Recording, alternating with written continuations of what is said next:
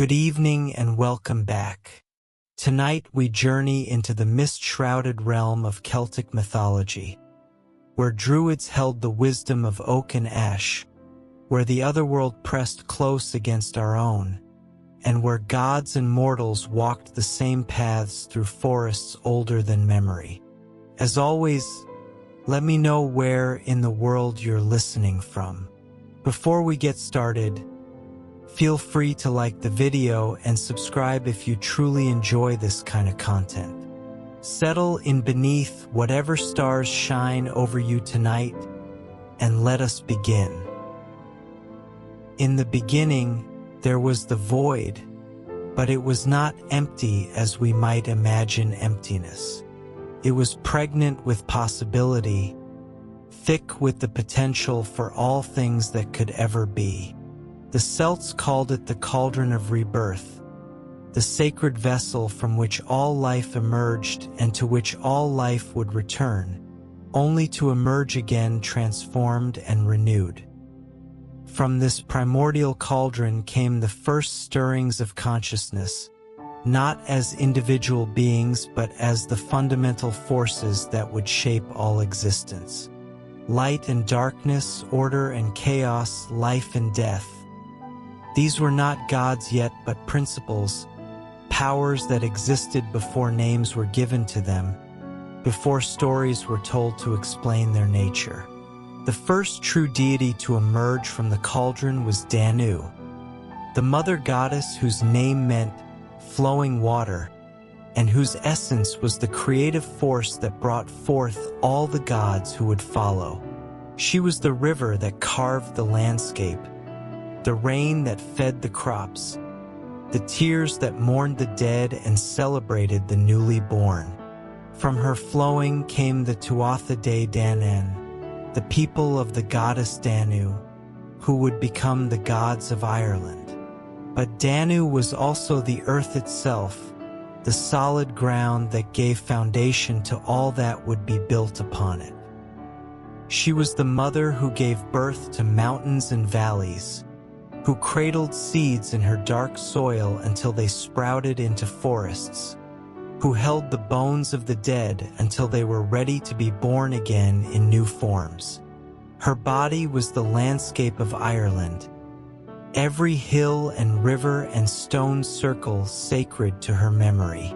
From Danu's union with the Sky Father came the first generation of gods, each embodying a different aspect of the divine power that animated the world.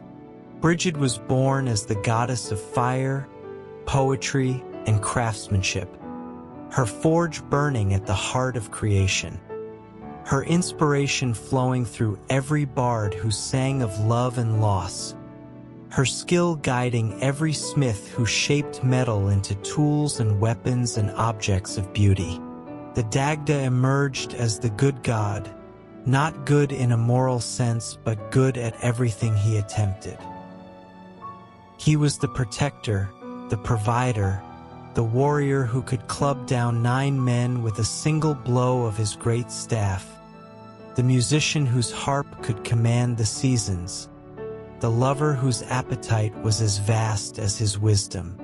His cauldron never emptied, providing food for all who came to him in need, while his harp could play 3 melodies, one that brought tears, one that brought laughter, and one that brought the deep sleep that healed all wounds. Lugh arose as the god of skill and light, master of all arts and crafts, whose brilliance illuminated both the physical world and the realm of human knowledge. He was the divine patron of those who sought excellence in any field, who pushed the boundaries of what was possible, who refused to accept limitation as final. His festival, Lugh, marked the beginning of harvest time, when the fruits of human labor were gathered and the year's work was celebrated. Tuatha became the king of the gods, wielding a sword so sharp it could cut through any armor, so bright it blazed like the sun, so true it never failed to find its target. But kingship among the Tuatha Dé Danann was not inherited but earned, and it could be lost if the ruler proved unworthy of the responsibility. When Nuada lost his hand in battle and was thus made imperfect, he had to abdicate until the physician god Yen sect could craft him a new hand of silver that functioned as well as the original. These gods were not distant creators who shaped the world and then withdrew to celestial realms. They lived in the landscape of Ireland itself, dwelling in the Cid, the hollow hills that were entrances to the Otherworld. They married mortals, took part in human affairs, and walked the roads between one sacred site and another. Their presence felt in every grove and spring and stone circle that dotted the countryside. The Otherworld they inhabited was not separate from the human world but parallel to it, existing in the same space but at a different level of reality. It could be entered through certain caves and lakes, through standing stone circles at particular times, through the invitation of its inhabitants, or simply by walking in the right direction with the proper state of mind. Time moved differently there. A year in the Otherworld might be a day in the human realm, or a single night of Otherworld revelry might consume decades of mortal time. This proximity between the divine and mortal realms created a constant sense of wonder and possibility, but also of danger and responsibility. Humans who attracted the attention of the Tuatha Dé Danann might be blessed with magical gifts or swept away to the Otherworld, never to return. Those who offended the gods through disrespect or violation of sacred places might find their crops blighted, their animals diseased, their families struck by mysterious ailments that no earthly medicine could cure. The druids emerged as the mediators between these realms, the wise ones who understood the laws that governed the relationship between gods and mortals. They were priests and judges, teachers and advisors, historians and prophets, keepers of the sacred knowledge that allowed human society to function in harmony with divine will. The training of a druid took 20 years or more, for they had to memorize vast amounts of oral tradition, laws and genealogies, myths and rituals, astronomical calculations, and magical formulas. They studied the properties of herbs and stones, the movements of stars and planets, the patterns of bird flight and animal behavior that revealed the will of the gods. Most importantly, they learned to read the Ogham script, the sacred alphabet carved on stone monuments and wooden staves that could preserve knowledge across generations and communicate with the Otherworld. Druids served not just as religious functionaries, but as the living memory of their people.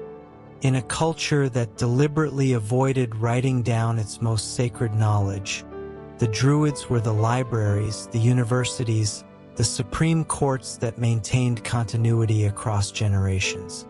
They could recite the genealogy of any noble family, explain the proper procedures for any ritual, judge disputes according to precedents that stretched back to the time of the gods themselves. But their power was not merely political or intellectual. Druids were magicians who could command the forces of nature, speak with animals and spirits, see into the future, and travel between the worlds of the living and the dead. They could raise mists to hide armies, call storms to destroy their enemies' ships, or create magical barriers that no weapon could penetrate. Their curses could blast the fruit from trees and turn wine to vinegar, while their blessings could ensure abundant harvests and victory in battle. The most powerful druids could take animal form, transforming into ravens to scout enemy positions, becoming salmon to swim upstream to hidden knowledge, taking the shape of stags to outrun pursuers or wolves to fight with supernatural ferocity. They could speak with the dead, calling up spirits to answer questions about the past or reveal secrets that had been buried with their bodies. This shape-shifting ability connected the druids to one of the fundamental principles of Celtic spirituality: the understanding that consciousness was not bound to any single form, that identity was fluid rather than fixed, that the boundaries between different types of beings were permeable to those who possessed sufficient knowledge and power. The Druidic understanding of sacrifice was equally sophisticated and disturbing to foreign observers. The Celts practiced human sacrifice, but not as casual brutality or primitive superstition. Rather, it was understood as the most profound form of communication with the divine realm, a way of sending messages to the gods that could not be ignored or misunderstood. The victims were often volunteers, criminals seeking to redeem themselves, warriors choosing death over dishonor, druids offering themselves to gain crucial knowledge for their people. The manner of death was carefully chosen to match the purpose of the sacrifice.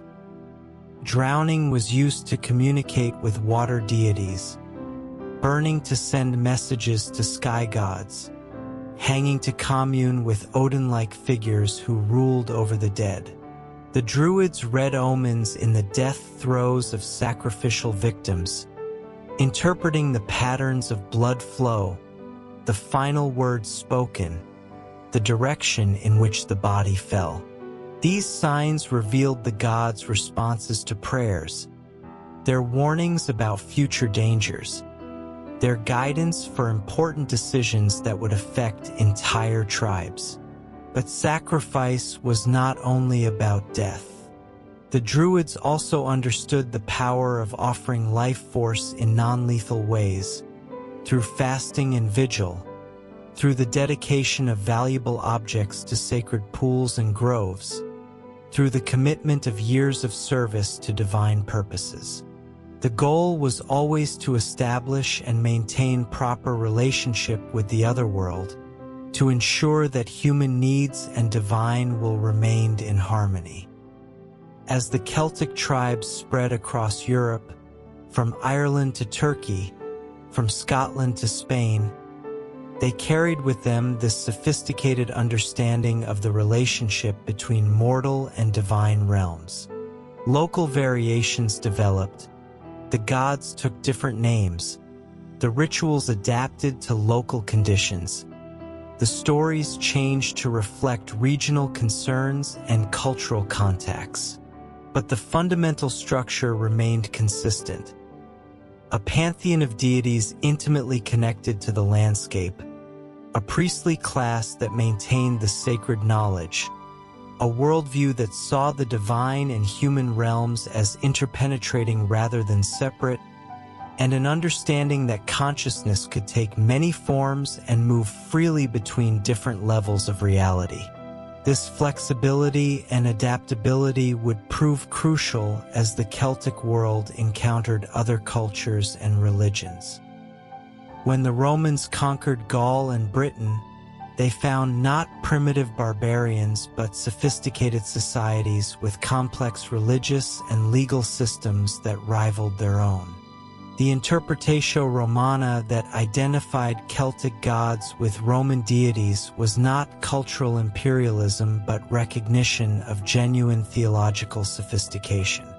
Similarly, when Christianity arrived in Celtic lands, it found not blank slates waiting to be inscribed with new truth but mature spiritual traditions that could engage with Christian concepts on equal terms.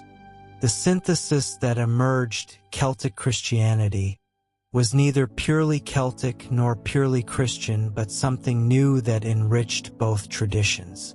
The Druids gradually gave way to Christian monks, but many of their functions were preserved in new forms.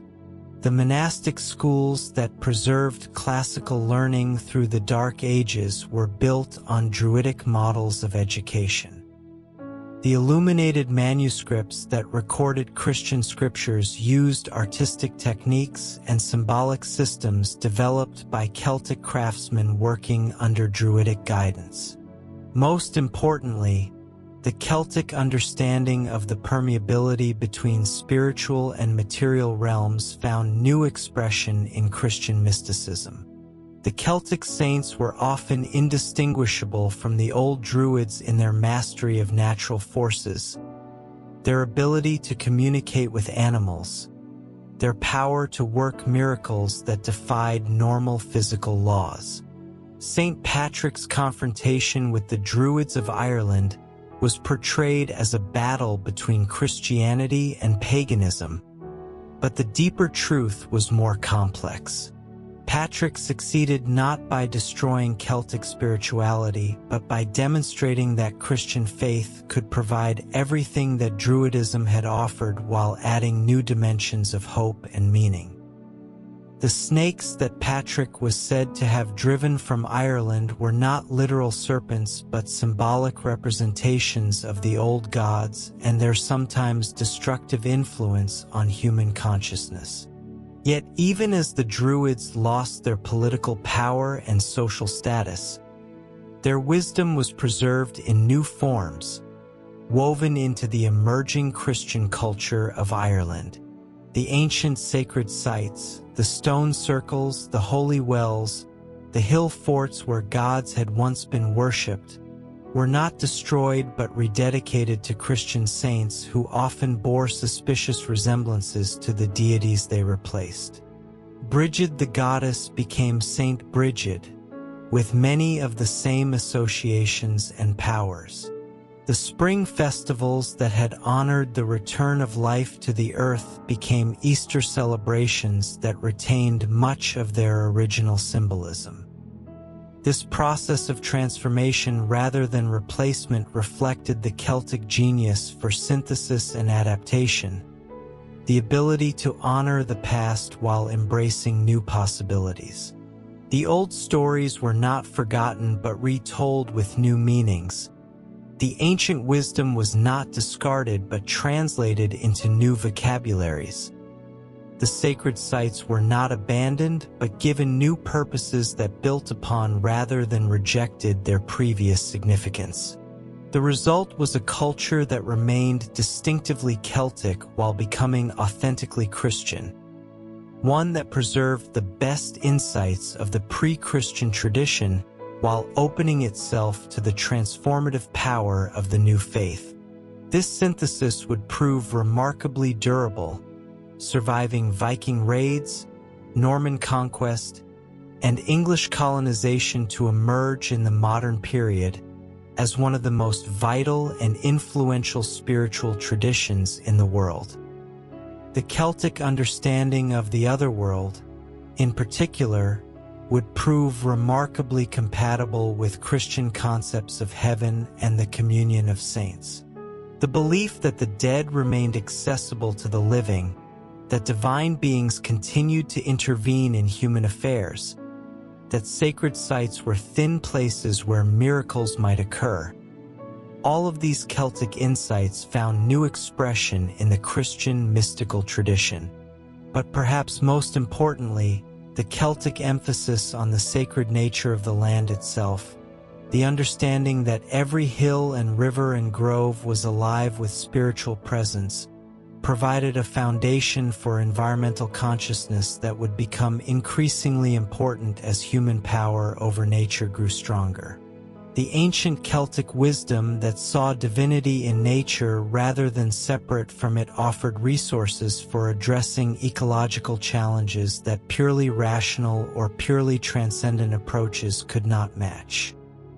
As we turn now to explore the specific stories and figures that embodied these principles, we see how the abstract theology of the Celtic tradition was given life and meaning through narrative, how the complex relationships between gods and mortals were explored through tales of love and war, wisdom and folly, triumph and tragedy that revealed the full depth and richness of the Celtic understanding of what it meant to be conscious in a universe where spirit and matter, time and eternity, mortal and divine danced together in patterns too beautiful and complex for any single mind to fully comprehend. The gods of the Tuatha Dé Danann ruled Ireland for centuries, but their reign was not unopposed. From across the Western Sea came the Fomorians, ancient powers who embodied the destructive aspects of nature. The storms that sank ships, the droughts that killed crops, the diseases that swept through human and animal populations without discrimination. They were not evil in any simple sense but chaotic, representing the forces that existed before order was imposed upon the world and that would reclaim it when order failed. The conflict between these two divine races was inevitable, for they represented opposing principles that could not coexist peacefully. The Tuatha Dé Danann sought to create and maintain civilization, to establish laws and customs that would allow mortals to live in safety and prosperity.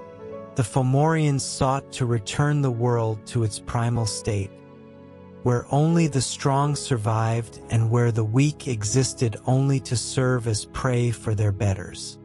The first great battle was fought at Mag Twyard, the Plain of Pillars, a place between the worlds where the outcome would determine the fate of Ireland for ages to come. The Tuatha Dé Danann were led by Nuada of the Silver Hand, their rightful king, wielding weapons forged in the 4 great cities of the Otherworld. From Goria's came the spear of Lugh that never missed its target.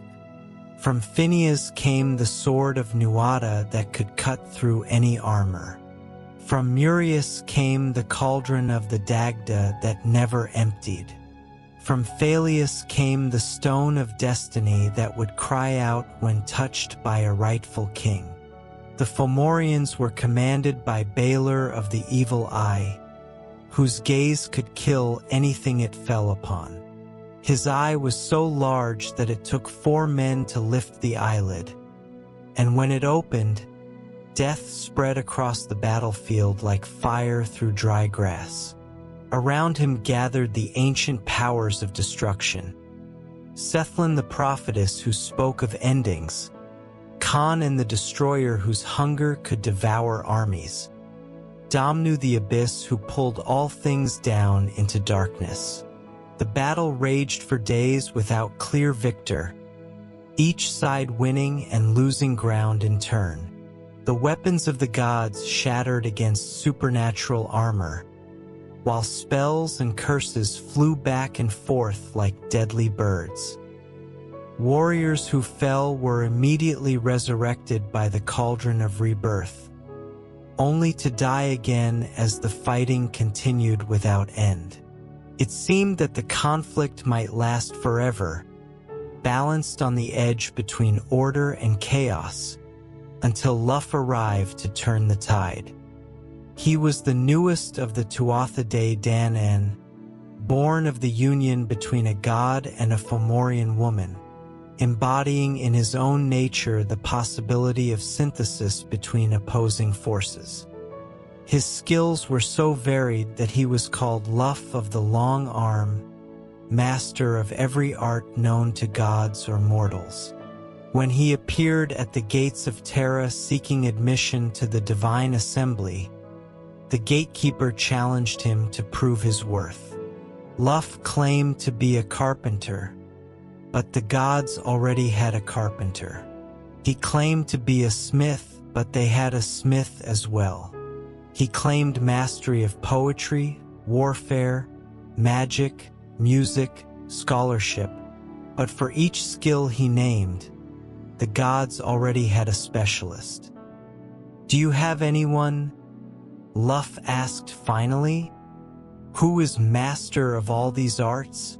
When the gatekeeper admitted that they did not, Lugh was welcomed into the assembly and given command of the divine forces arrayed against the Fomorians. His strategy was as elegant as it was decisive. Rather than meeting Balor's deadly gaze directly, Lugh used his skill as a slinger to strike the evil eye while it was still closed, driving the eye backwards through Balor's skull so that its deadly power was turned against the Fomorian host. The ancient powers of destruction were consumed by their own malice, and the survivors fled across the western sea to their fortress beyond the edge of the world. But victory came at a terrible price. Many of the Tuatha Dé Danann had fallen in the battle, and those who survived were changed by the experience of war.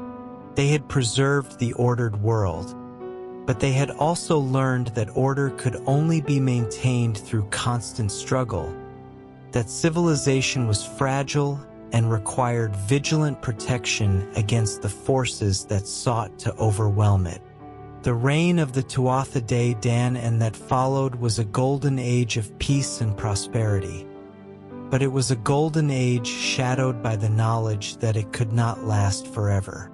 The gods knew that they were not immortal in the sense that they could never be defeated or replaced, but rather that they were eternal in the sense that they represented principles and powers that would always be necessary as long as consciousness existed in the world. Their culture was one of incredible sophistication and beauty.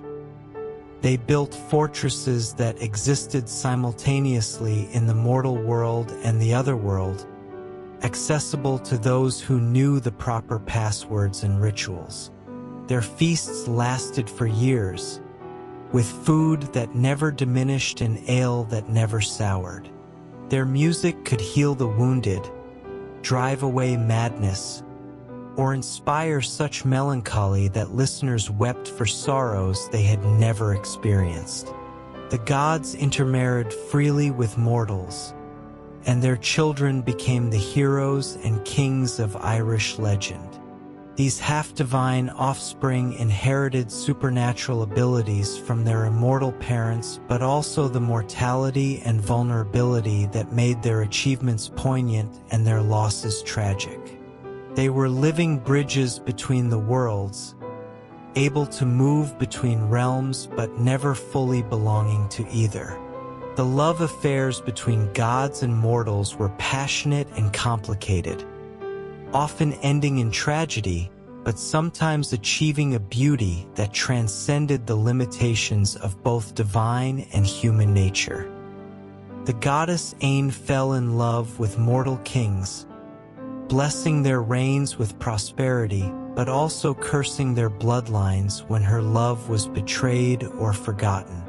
The god Manannan Mac Lyre took mortal wives to his island fortress in the Western Sea, where they lived in bliss until homesickness drove them to seek return to the mortal world, only to discover that centuries had passed and all they had known was dust. These stories explored the fundamental incompatibility between immortal and mortal perspectives, while also celebrating the beauty that could arise when beings of different natures chose to love each other despite the inevitable sorrow that such love would bring. They were tales of transcendence achieved through acceptance of limitation, of immortality found in the willingness to embrace mortality, of divine meaning discovered in thoroughly human experiences. As the Golden Age matured, it began to show signs of the decline that would eventually end the direct rule of the gods over Ireland.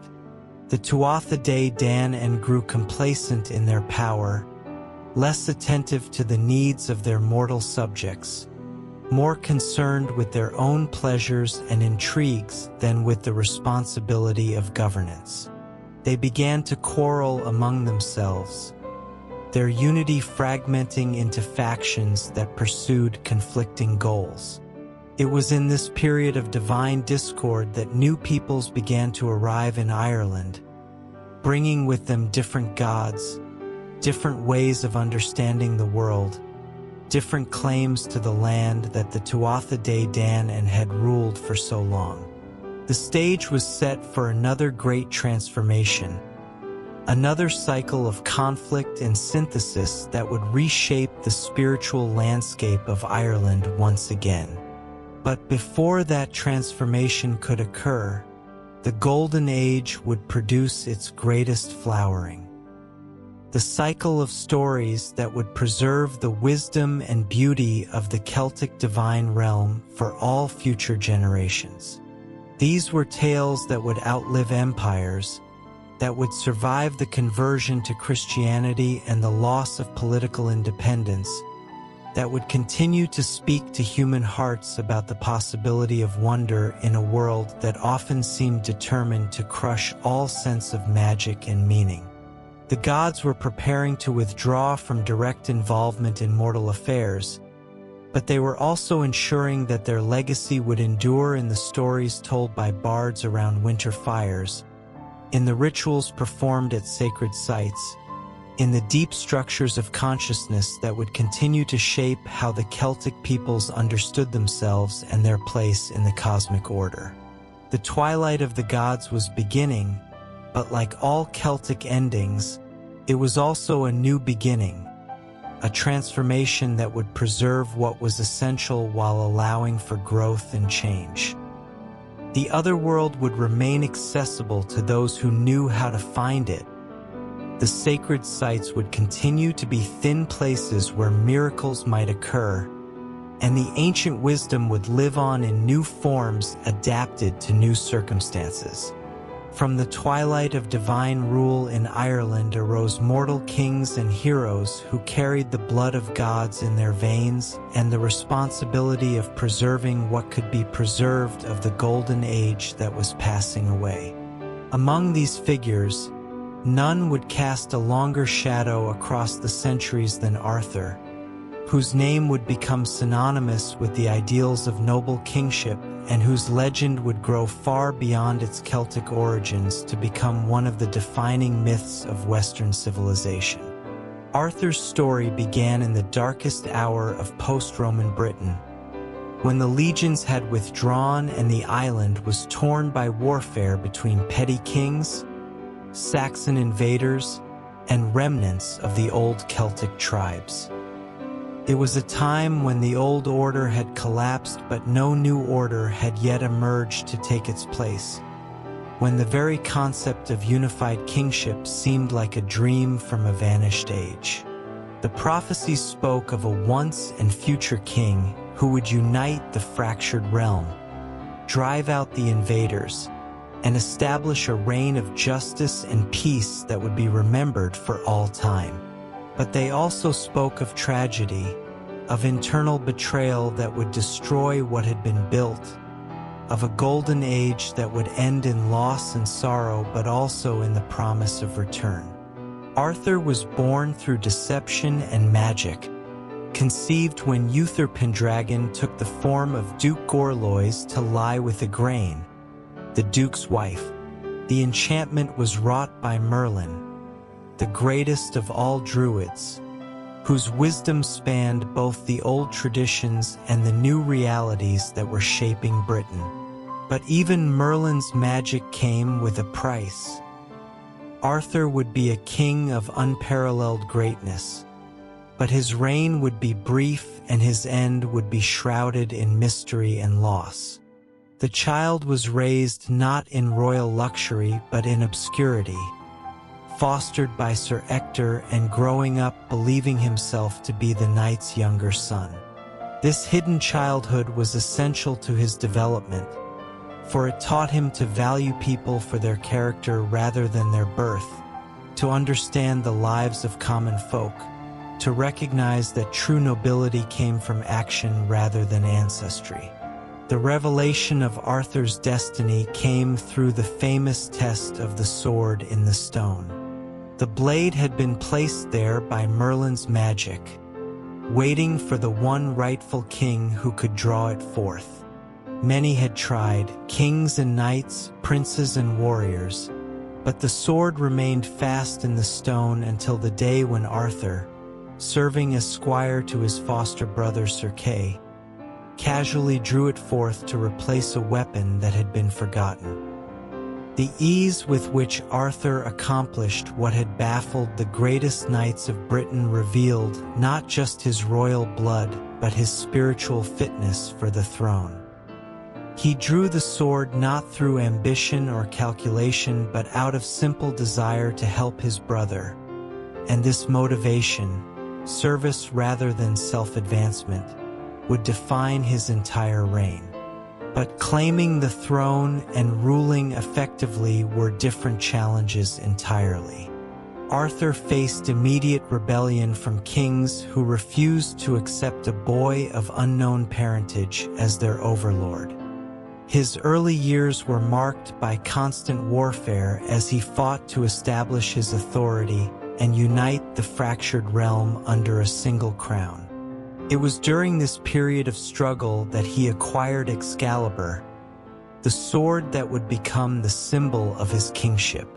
When his original blade was broken in combat against King Pellinore, Arthur was led by Merlin to a mysterious lake where a hand emerged from the waters, grasping a magnificent sword. The Lady of the Lake, one of the last of the Tuatha Dé Danann and still active in the mortal world, offered him the weapon in exchange for a favor to be claimed at a future time. Excalibur was more than a sword. It was a symbol of the divine authority that legitimized Arthur's rule, a weapon that could only be wielded by one who served justice rather than personal ambition. Its scabbard was even more valuable than the blade itself, for it protected its bearer from any wound, ensuring that as long as Arthur remained true to his ideals, he could not be defeated in battle. With Excalibur at his side and Merlin's wisdom to guide him, Arthur succeeded in uniting Britain under his rule. But his greatest achievement was not military conquest, but the creation of the Round Table, a fellowship of knights dedicated to the highest ideals of chivalry and service. The table was round so that no knight could claim precedence over another, and its seats were reserved for those who had proven themselves worthy through deeds of valor and virtue. The Round Table Knights became the embodiment of Arthur's vision for his kingdom, a realm where might served right, where the strong protected the weak, where honor was valued above life itself. They rode forth from Camelot to right wrongs, rescue the innocent, and seek the sacred treasures that would bring blessing to the land and its people. The greatest of these quests was the search for the Holy Grail, the cup that had caught the blood of Christ, and that possessed the power to heal all wounds and restore all that was broken. The Grail appeared at Camelot during Pentecost, filling the great hall with light and the fragrance of all sweet things, providing each knight with the food he most desired. But it vanished as quickly as it had come, leaving behind only the certainty that it existed and could be found by those pure enough in heart to endure the trials that seeking it would require. Many knights took up this quest, but only 3 achieved any measure of success. Percival came close through his innocence and genuine desire to serve God. Gawain glimpsed the Grail but could not approach it because of the stains on his soul from past deeds of violence and passion. Only Galahad, the virgin knight whose purity was absolute, was permitted to achieve the quest completely, but his success required him to leave the mortal world entirely, ascending to heaven with the Grail rather than bringing its healing power back to the earthly realm. The failure of the Grail quest to achieve its intended purpose, the healing of the wounded land and the restoration of the Golden Age, marked the beginning of the end for Arthur's kingdom. The Round Table had been diminished by the loss of its best knights, and those who remained were changed by their failures, their confidence shaken, their faith in the possibility of earthly perfection undermined. Into this growing uncertainty came Lancelot, the greatest knight in the world, whose skill at arms surpassed even Arthur's, whose nobility of spirit rivaled that of Galahad himself. He became Arthur's greatest champion and closest friend, the defender of the realm's honor and the embodiment of all that was best in the chivalric ideal. But Lancelot carried within himself a fatal flaw: his love for Arthur's queen, Guinevere. This love was pure in its intensity and tragic in its impossibility, for it divided his loyalty between his king and his heart, between his duty as a knight and his needs as a man. The tension between these competing claims would ultimately destroy both the Round Table and the kingdom it was sworn to protect.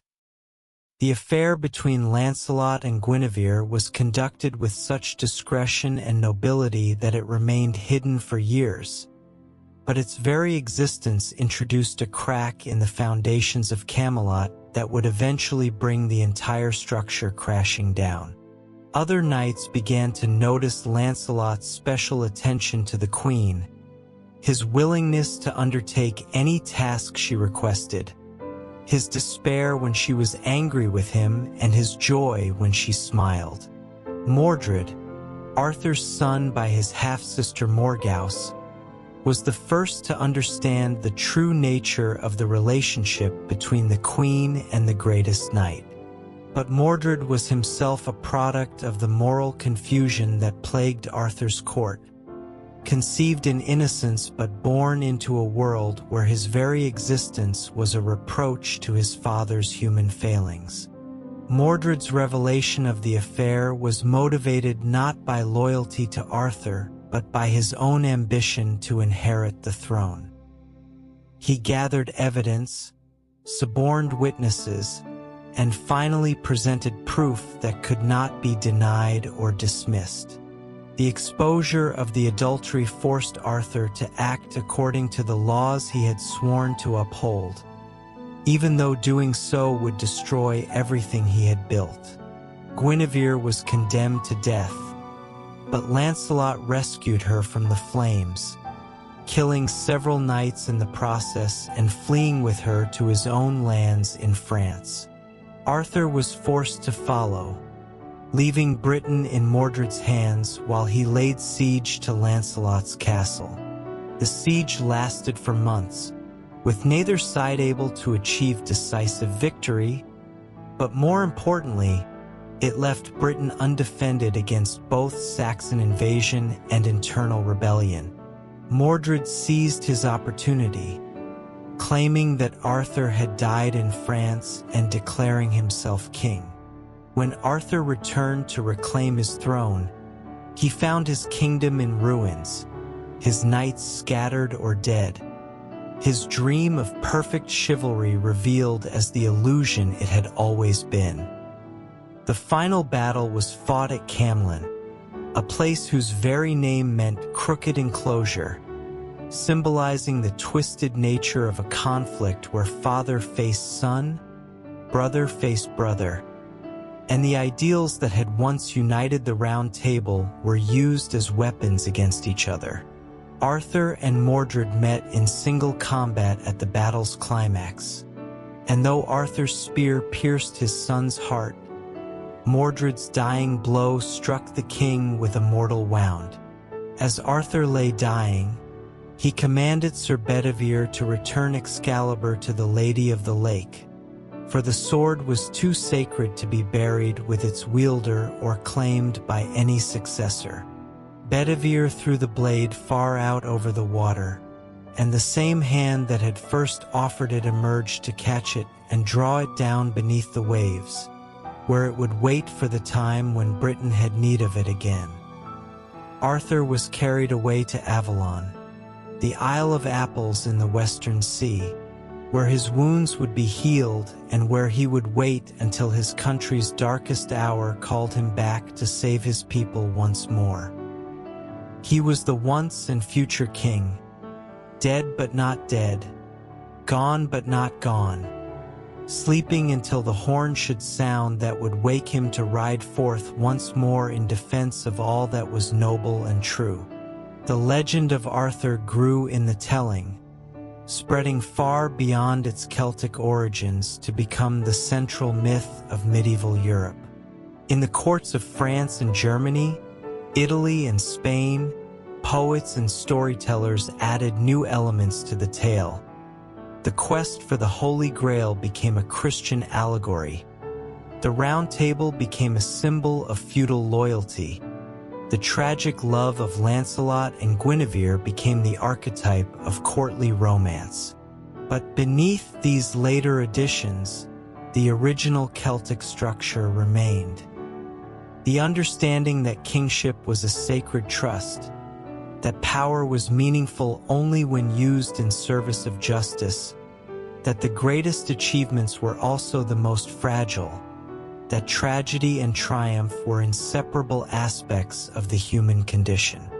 The Arthurian legend preserved the Celtic insight that the otherworld was always present beneath the surface of ordinary reality, that magic was not supernatural but natural in a deeper sense, that the boundaries between possible and impossible were far more permeable than rational thought suggested. Merlin's Tower, the Lady of the Lake, the Grail Castle that appeared and vanished according to its own mysterious laws. All of these elements maintained the Celtic vision of a world where spirit and matter interpenetrated in ways that required intuition as well as reason to understand. Most importantly, the promise of Arthur's return encoded the Celtic understanding of time as cyclical rather than linear, the belief that endings were also beginnings, that death was transformation rather than termination, that consciousness could survive the dissolution of the forms it temporarily inhabited. This understanding would prove remarkably durable, surviving the conversion to Christianity, the Norman conquest, the dissolution of medieval culture, and the rise of the modern world. The legend of Arthur continued to speak to something essential in human consciousness: the longing for leadership that served others rather than itself, the hope that justice might triumph over might, the faith that somewhere, somehow, the forces of good were gathering strength for the battles yet to come. In the modern world, as traditional sources of meaning and authority continued to erode, the Arthurian legend found new life in literature, film, and popular culture. Each generation discovered new relevance in the ancient story, new applications for its insights about power and responsibility, love and loyalty, the relationship between individual desires and communal needs. The Round Table became a symbol for any organization dedicated to serving the common good rather than advancing private interests. The quest for the Grail became a metaphor for the spiritual search that drove individuals to transcend their limitations and achieve their highest potential.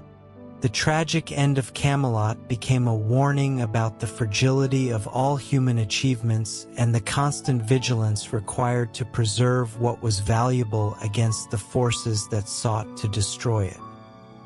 But perhaps most importantly, the promise of Arthur's return continued to offer hope that decline was not permanent, that the best aspects of human nature could not be permanently defeated, that somewhere beyond the visible horizon, the forces of renewal were preparing for their moment to emerge and restore what had been lost.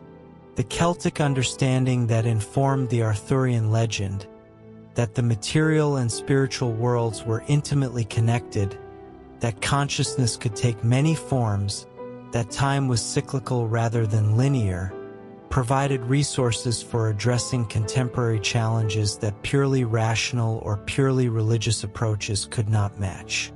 The environmental crisis, in particular, seemed to call for the kind of thinking that saw the land itself as sacred, that understood human prosperity as dependent on maintaining proper relationship with natural forces, that recognized consciousness and intention in non-human forms of life. The Celtic insight that every place was potentially sacred, that every moment was potentially a thin time when the otherworld might break through, offered ways of rediscovering meaning and connection in an increasingly secular and technological world. As we approach the end of our journey through Celtic mythology, we see how the ancient stories continue to live and grow, continue to find new expressions and applications, continue to speak to the deepest needs of human consciousness for connection, meaning, and hope. The gods may have withdrawn to the otherworld, but their influence remained woven into the very fabric of Celtic culture, shaping everything from law and governance to art and poetry, from agricultural practices to concepts of honor and hospitality. The druids, though eventually displaced by Christian priests, had established intellectual traditions that would survive in new forms. The bardic schools that preserved Celtic poetry and history were built on druidic models of oral education. The legal systems that governed Celtic societies retained many elements of the ancient laws that the Druids had memorized and interpreted. The medical practices that combined herbal knowledge with spiritual healing continued to reflect the Druidic understanding of the connection between physical and spiritual health. Most importantly, the Druidic insight that consciousness was not limited to human forms, that intelligence and intention permeated the natural world, that wisdom required respectful relationship with non-human entities. These understandings found new expression in Celtic Christianity's emphasis on creation spirituality, its recognition of Christ's presence in all natural phenomena, its celebration of the divine revelation that could be found in careful attention to the world around us. The conversion to Christianity was not the destruction of Celtic spirituality, but its transformation and expansion. The monks who established monasteries on remote islands and mountain peaks were following patterns established by Druids who had sought wisdom in wild places. The illuminated manuscripts that preserved Christian scripture used artistic techniques and symbolic systems developed over centuries of Celtic craftsmanship. The saints who became the focus of popular devotion often bore remarkable resemblances to the gods they had replaced, performing similar miracles and serving similar functions in the spiritual life of their communities. Saint Brigid, for example, clearly inherited many of the attributes and functions of the goddess Brigid: patronage of poetry and metalworking, association with sacred fires that burned continuously, special concern for women in childbirth and craftsmen at their work. The continuity was so obvious that it suggested not replacement but translation, the same divine presence expressing itself through new cultural forms. This process of religious synthesis was facilitated by the Celtic understanding that truth could manifest in multiple forms, that the divine was too vast and complex to be contained within any single set of symbols or practices. The same flexibility that had allowed different Celtic tribes to adapt their mythology to local conditions while maintaining its essential structure now enabled the absorption of Christian elements without the loss of Celtic distinctiveness. The result was a form of Christianity that was recognizably Celtic, mystical rather than dogmatic, nature-affirming rather than world-denying, inclusive rather than exclusive. Celtic monks preserved classical learning through the Dark Ages, established missions that carried Irish Christianity to Europe, and developed forms of spiritual practice that influenced the entire Western Church. The monastic movement that spread from Ireland to Scotland, Wales, Brittany, and beyond was built on Celtic principles of learning and devotion that traced their origins back to the Druidic tradition. The monks' dedication to scholarship, their reverence for nature, their emphasis on pilgrimage and spiritual journey, their integration of intellectual and spiritual development, all of these reflected the continued influence of pre-Christian Celtic wisdom. But the mythology also survived in more popular forms, in the folk tales and fairy stories that mothers told their children, in the customs and celebrations that marked the turning of the seasons, in the beliefs about lucky and unlucky days, about the proper ways to treat animals and plants, about the signs and portents that revealed divine will. The fairies of Celtic folklore were clearly descended from the Tuatha Dé Danann, diminished in stature but not in power or significance. They were the gods in hiding, the divine presence adapted to a world that officially recognized only one god but still needed ways to acknowledge the spiritual forces that operated in daily life. A farmer who left bread and milk for the fairies was maintaining the ancient compact between human and divine realms, ensuring that his work would proceed in harmony with supernatural forces. The fairy courts that were said to meet at certain times and places were obvious descendants of the divine assemblies of the Tuatha Dé Danann. The fairy hills that served as entrances to the Otherworld were the same Sid mounds where the gods had once held court. The fairy music that could enchant listeners and draw them away from the mortal world was an echo of the divine music that had once filled the halls of the gods. But the fairies were also different from their divine predecessors, smaller, more capricious, more closely bound to specific locations and functions. They were gods adapted to a world where belief in them was half-hidden, where their worship had to be disguised as folklore rather than expressed in public ritual. They were divine power operating through indirection and subtlety rather than through open manifestation.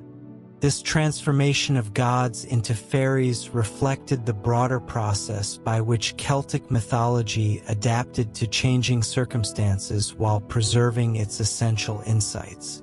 The ancient wisdom did not disappear but went underground, continuing to influence thought and behavior through channels that were less obvious but no less effective. The seasonal festivals that had once honored the gods became folk celebrations that maintained many of their original meanings while acquiring new Christian interpretations.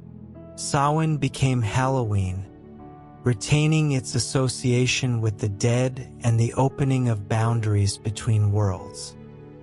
Imbolc became Candlemas, preserving its connection to the return of light and the awakening of life in the depths of winter. Beltane became May Day, maintaining its celebration of fertility and the marriage between earth and sky. These festivals served as focal points for the preservation and transmission of Celtic wisdom, times when the ancient stories were retold, the old customs practiced, the traditional knowledge passed from one generation to the next. They were disguised as mere entertainment or harmless superstition, but they actually maintained the connection between human consciousness and the larger patterns that governed existence. The decline of Celtic political independence and the rise of English domination introduced new challenges to the preservation of the mythological tradition.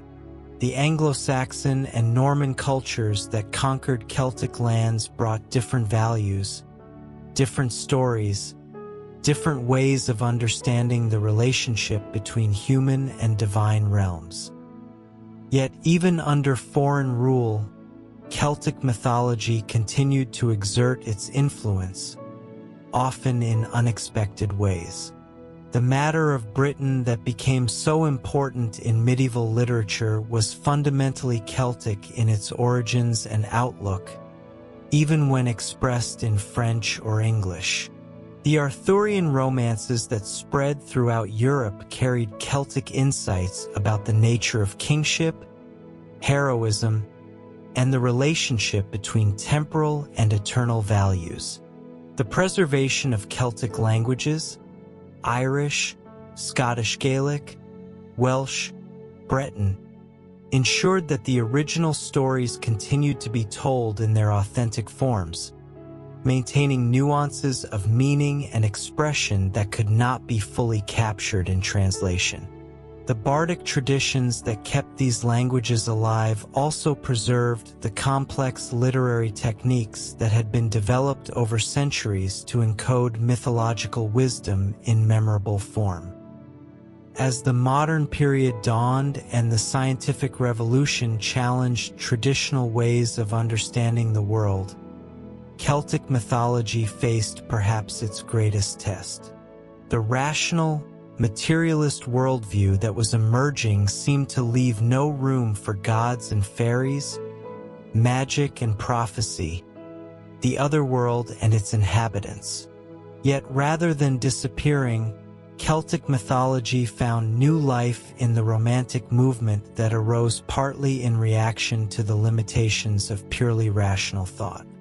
Poets and artists rediscovered the beauty and wisdom of the ancient stories, finding in them resources for addressing the spiritual poverty that seemed to accompany material progress. The Celtic revival of the 18th and 19th centuries was not mere nostalgia for a vanished past, but a genuine attempt to recover insights that had been lost in the rush toward modernity. Scholars began to collect and study the old stories with new rigor, recognizing their sophistication and their continuing relevance to contemporary concerns. Writers like W.B. Yeats found in Celtic mythology a source of symbols and themes that could address the alienation and meaninglessness that plagued modern consciousness. The ancient stories spoke of connection to place, respect for nature, the reality of spiritual dimensions that scientific materialism ignored or denied. In the 20th and 21st centuries, as environmental crisis and social fragmentation became increasingly urgent concerns, Celtic mythology offered resources that seemed remarkably relevant to contemporary challenges. The understanding that land was sacred, that human prosperity depended on maintaining proper relationship with natural forces, that consciousness was not limited to human forms. All of these insights gained new urgency as the limitations of purely technological approaches to human problems became apparent. The modern revival of interest in Celtic spirituality reflected not romantic escapism but genuine hunger for ways of thinking and living that could address the full complexity of human existence. The ancient stories spoke to needs that rational materialism could not satisfy. The need for meaning that transcended individual mortality, for connection to something larger than oneself, for wisdom that acknowledged both the beauty and terror of existence. The Celtic understanding of the thin places where the otherworld pressed close to ordinary reality found new application in contemporary spiritual practice. Meditation retreats were established at ancient sacred sites, where the accumulated spiritual energy of centuries of devotion could still be felt by sensitive visitors. Pilgrimage routes that had been walked by Celtic saints were revived by modern seekers looking for authentic spiritual experience. But perhaps most importantly, the Celtic emphasis on storytelling as a means of preserving and transmitting wisdom found new expression in contemporary literature and media. The old stories were retold in new forms, novels and films, video games and graphic novels that made ancient insights accessible to new audiences while preserving their essential character. The mythology lived on because it had always been alive, not as a fossil from the past, but as a growing tradition that could adapt to new circumstances while maintaining its core wisdom. The gods and heroes, the fairies and druids, the sacred sites and seasonal festivals. All of these continued to speak to human consciousness about the possibility of wonder in a world that often seemed determined to reduce everything to purely material explanations. In the end, Celtic mythology's greatest gift was its vision of a cosmos where spirit and matter were not opposed but interwoven, where the sacred was not separate from the everyday but present within it, where consciousness was not an accident of evolution but the fundamental reality from which all existence emerged and to which it would ultimately return. The stories we have followed tonight, from the emergence of the first gods from the primordial cauldron to the withdrawal of Arthur to Avalon, are more than entertainment or even instruction. They are maps of consciousness itself, guides to the territory of the soul, reminders that we are not alone in a meaningless universe but part of a vast community of awareness that includes gods and spirits, ancestors and descendants, the living and the dead. The mists still rise from Celtic lands at dawn and dusk, and in those mists, for those who know how to look, the old stories continue to unfold. The Otherworld is still there, just a step away from ordinary reality, waiting for those brave enough to seek it.